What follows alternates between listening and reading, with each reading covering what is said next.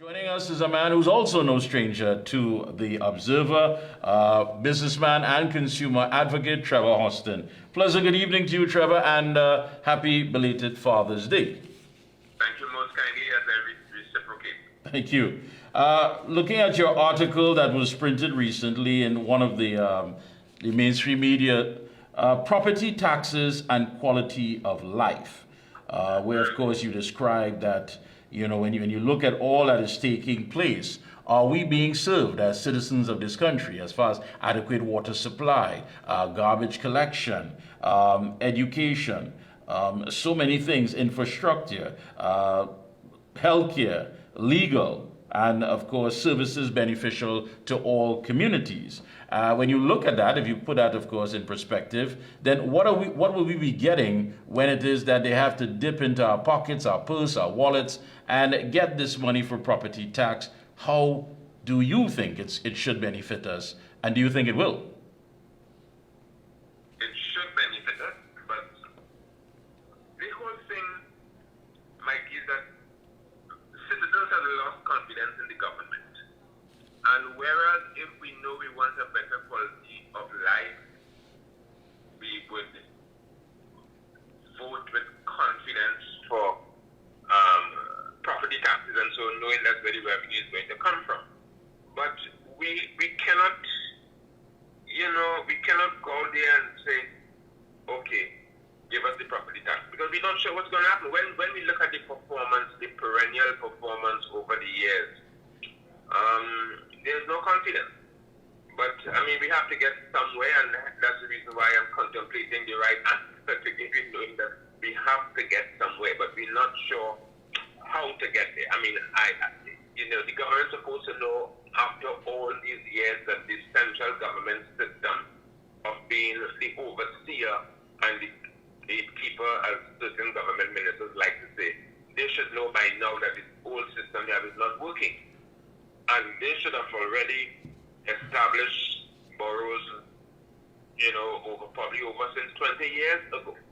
Whereas now the mayor of that particular borough would have the financial resources by tax collections and so on. The voters would be happy, citizens would be contented that the roads are fixed and so on.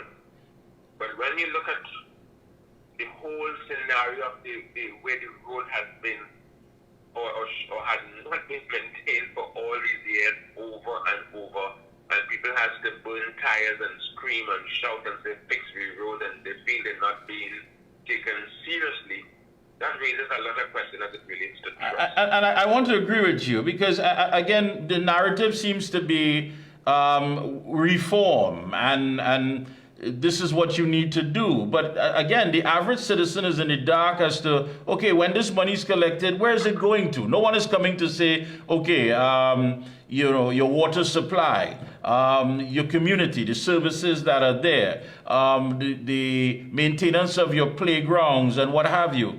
And on top of that, what are the consequences if you don't pay? We're not hearing that. And so we're moving forward. It's about time to collect. But again, what is in it for us as citizens, regardless of who's there in power, who's in government? If you're taking something from us, if you're asking us to pay this, if you're asking us with the backdrop of this tight climate global situation, we should at least know what we're going to get in return. I agree with you 100%. And this government has failed miserably to sell the benefits to the people who they want to trust them. They are so aloof, they're so arrogant, they're so distant from the population that they have not seen it fit to humble themselves and say, listen, we have faltered, we have made many errors, you have been discomforted, that is in the past, we want to move forward, here's what we are going to do in the most humble way. And show them what the benefits are. And the benefits for having property taxes mean that you will have a focused central you will have the mayors in different boroughs and so on who would more focus on their area, or on how many kilometers square by square that they will have to work with, and they will give them the assurance of proper roads and water and fire brigade services, fire prevention, legal services, libraries, and that kind of stuff. These are the benefits that you are going to get when you decentralize, what we have right now.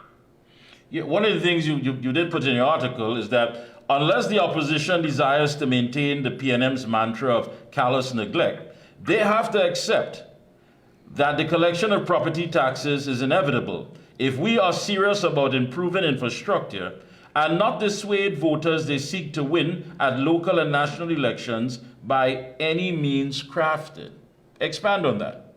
Yes, it is disingenuous for the leader of the opposition recognizing and lambasting the government all the time as to the road conditions and so on, to still want to dissuade their voters or to appeal to the voters not to pay property taxes.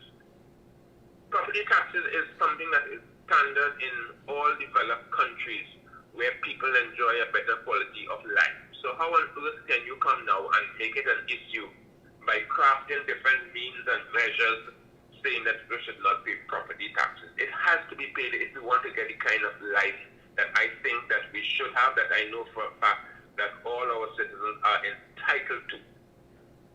But isn't perhaps the opposition is saying, listen, before we even get there, there's some things that need to be done. Plus, before we even get there, have we looked at other means of adding to our budget as far as direct foreign investment? What are we doing as far as generating revenue before we get there? Rather than having citizens believe that, listen, you had no idea, you have no plan, you don't know what your next move is, so we are going to be taxed on so many different levels because you have no plan moving this economy or even igniting this economy coming out of a pandemic. The opposition has done no such thing. Their chosen format is to just convince potential voters not to vote, not to accept the property tax. That's it. But they have not given any substantial or any alternative at all as to what their mantra will be to uplift the country. Because the money has to come from somewhere. It's a situation of economics. And you may find me trying to choose my words correctly because it's necessary to do so. Because on the one hand, you have a leader of the opposition saying, don't pay any property tax. But what if you were to be voted into power, what are you going to give the country? What are you going to give the citizens? Are the roads going to remain the same? Are hospitals going to remain the same? We have stupid areas like Bamboo 1, 2, and 3, Las Lomas 1, 2, 3, and 4, Calcutta 1, 2, 3, and 4. All these cities need to be amalgamated and bring it together and establish boroughs in those areas and let them earn their revenue from property taxes so that the citizens can get a better quality of life. I mean, the road conditions are horrible. I have in front of me here a headline, a front page of the Express of June the 6th. It's in two halves. Right. Upper half says 6-hour roads. It's like a crater in Penal, Barrapo area there. And down below at the bottom of it says crime pays, and they're showing you with the last crime symposium there how much money was spent on beverage and food and vehicles and that kind of stuff. It shows you the disparity and the disconnect with the leaders that we have. So the people are suffering, but yet you have a clue of maybe 8 or 10 heads of countries here, and they're here and they're just spending the money. And we get nowhere, and the people suffering. I can never understand. I will go so far as to say that it's best we had remained a British colony, like Bermuda, Turks and Caicos, Anguilla, Montserrat, Cayman, all these 5 Caribbean islands. We would have been better off because here what? They have no problem for bad roads. You don't hear them complaining about forex shortages, unmanaged crime. I mean, there's crime everywhere, but we have no management of crime. We do not have that. No protesting for this kind of stuff. So evidently, if after 60 years of independence, and it's clearly showing our leaders don't have a clue. And while they don't have a clue, they are well taken care of financially, and we the people are suffering.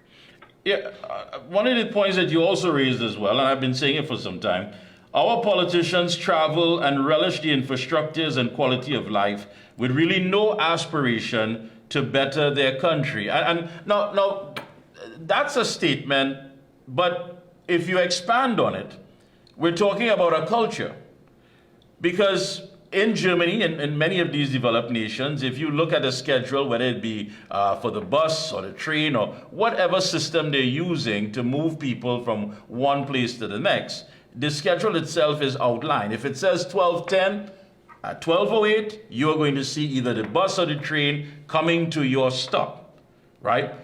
Have we been living too long in this culture where anything goes, or is who you know? It's not just, well, who knows you?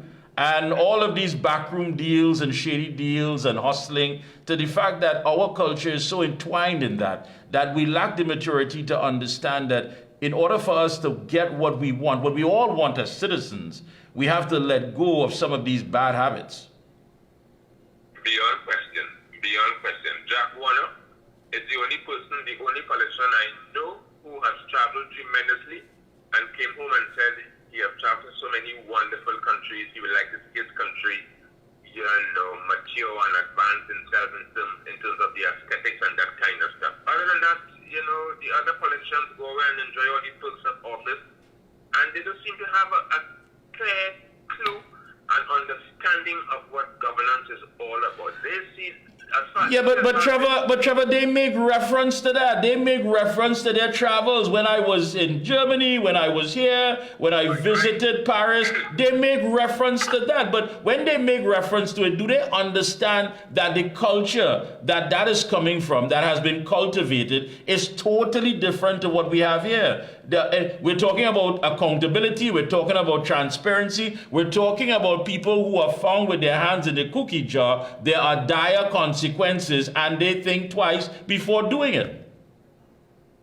They make reference to the good quality of life they see outside in terms of their ego, that they have been privileged to be there. And now they come home and they're in a cloud and living in a bubble. But they're not on the ground, Mikey. They're not one of us. Our politicians are not one of us. They live in distant from us. And, we as voters are the one who has to change the dynamics to get the kind of politicians that we think that we deserve. Our voters are too complacent. They are voting uneducatedly. They are giving politicians the road to rule over them. And they are the one who hold the power in their hand to get a different kind of government. Every 5 years they go in and vote, and the red rile up the crowd, the yellow rile up the crowd, and they're not being on a stage where I can cross-reference questions between the incumbent and potential candidates who want to run for election and say, listen, what are your views on this? Why the road takes so long? Why we don't have a subway system? Why people after all these years have no water? Why we having all, and let them answer the question in one civilized audience where the audience can question them and trans-reference questions and answers. And also, whoever wins, we can always go back to the debate and what they said of the debate looking to be voted in, and now they've voted in, and they sway from what they mentioned and what they promised, we can hold them to task for that. That is what they call an educated voter. But to go and rile up the crowd and then you just go and vote, and you know it's not the best thing to do, but you just don't vote. So Kia had election 2-3 weeks ago. Their voter turnout was 88%. Here we have a voter turnout of like maybe 48-52%. And of that 48-52%, the incumbent would have gone probably about maybe 40% of that, or maybe 30% of that. So that does not give them legitimacy, because the people are so not involved that they're distant, and they have to not vote in such a substantial quantum that it really affects how the outcome is going to be.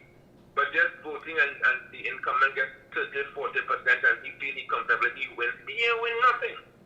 He win the dregs, what is left. But we need to move beyond the dregs and get a better quality of life. I see Mafia, which is a part of Mayo now, begging for relief and like they had over 2 years ago. and they have not had water for almost a year. My God, in this day and age, come on, something has to be wrong. Why doesn't the voters wake up? Yeah. Closing comments, Trevor, go right ahead. My closing comments would be we need educated voters who value themselves and what kind of life they feel they deserve, and they have to set standards for themselves and dictate to those who seek high office with all these fantastic perks, dictate to them what is required of them for me to vote for you and continue to vote for you. We deserve better than what we're getting right now, beyond question. All right. I want to thank you so much. It's always a pleasure to have you on. And of course, throughout the campaign, I'm going to bring you on and get some of that input from you. Thank you so much, Trevor. Keep up the good work. All the best to you and your team, and have a good one. Thank you most kindly. God bless Thank you so much.